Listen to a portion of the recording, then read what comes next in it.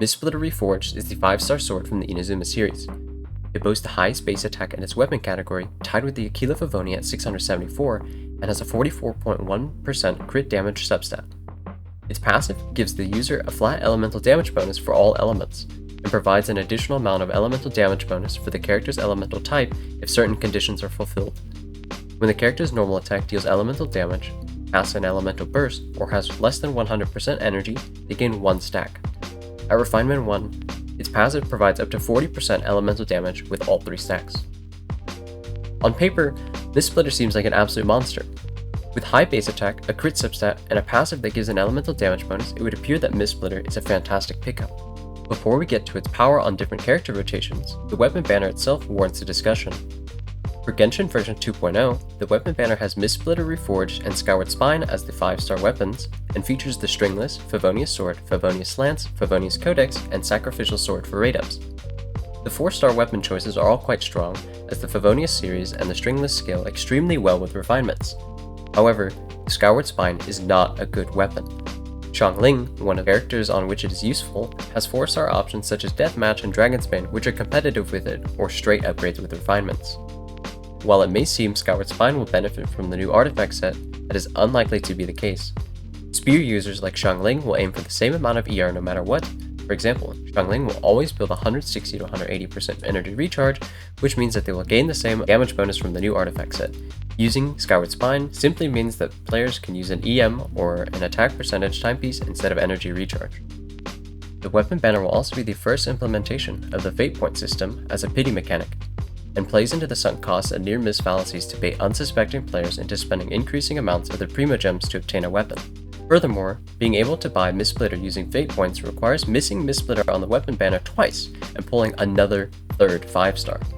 With an average of 105 pulls to get a specific 5-star weapon on the new system, it costs over $200 or over 56 days of saving if you have Welkins, battle passes, do your commissions, buy Star Glitter Wishes, complete the Abyss with 36 stars, and complete every event.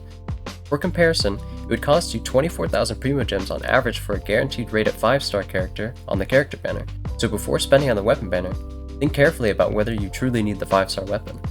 While it may seem tempting to roll for the sword, if players already have good weapon choices or can already clear the content they want to clear, it's usually not worth it. So let's talk about how good Mist Splitter truly is. As mentioned earlier, it may seem good on paper, and if all 3 stacks can be maintained, it truly is the overall best sword, beating out even the Primordial Jade Cutter. The issue with Mist Splitter Reforged is that it can be difficult for some characters to maintain all 3 stacks. One stack requires that characters deal elemental damage with their normal attacks, which only Keqing and Ayaka can do at base. Another stack requires that character cast their elemental burst, which cannot have 100% uptime, as the lowest cooldown elemental burst of the sword users is Keqing at 12 seconds. The third stack requires the character's energy is less than 100%, which means that characters must hit the sweet spot where they don't generate energy so fast that they lose the stack by filling their burst meter, but also generate enough energy to use the burst off cooldown. Realistically, the only 4 sword characters which will be able to use the weapon well at C0 are Ayaka, Keqing, Kaya, and Bennett. For Ayaka, this sword is her best in slot, since she'll typically have crit overcap issues with the Jade Cutter if using the Blizzard Strayer set. With her ability to infuse her sword with Cryo, she can realistically keep 2 to 3 stacks for a decent portion of the time, although her long cooldown on her burst prevents her from having higher uptime. Mist Splitter works on Kaya for mostly the same reason that it works on Ayaka. Kaya can infuse his normal attacks with Cryo with Chongyun's help, and gains an additional crit rate from his first constellation for about a total of 75% base crit rate against foes and enemies, meaning that Jade Cutter will overcap on crit very easily. However, its high energy generation against frozen targets means that he will frequently have his burst meter full, which causes him to lose a stack. As for Bennett, both main DPS Melt Bennett and support Bennett can make good use of Mist Splitter. Melt Bennett typically makes use of Chongyun, which allows Bennett to deal elemental damage with his normal attacks, and Bennett typically has no trouble casting his burst. However, he does have the Kaya problem of having insane energy generation and an energy recharge subset, which can cause him to lose uptime on 1 stack. However, even with only 2 stacks, Mist Splitter is roughly equal to Jade Cutter, and with 3 stacks, Mist Splitter should straight up beat Jade Cutter.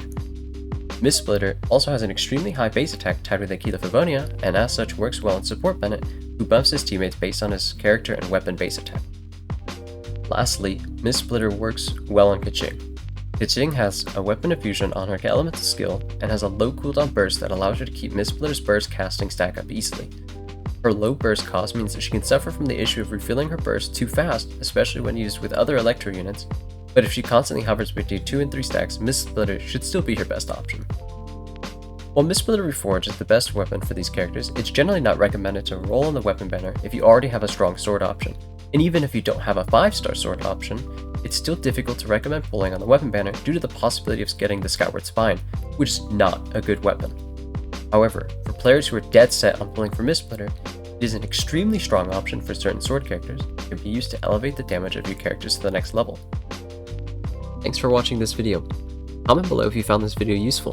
This is the first video that we've done that discusses weapons instead of a character, and we'd love to know if y'all want to see more content like this in the future.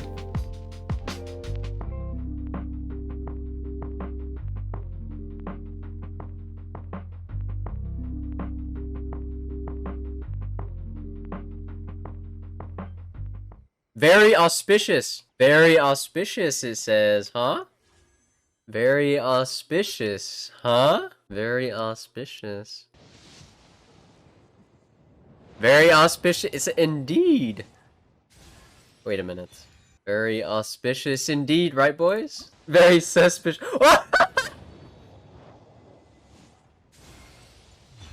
Oh no.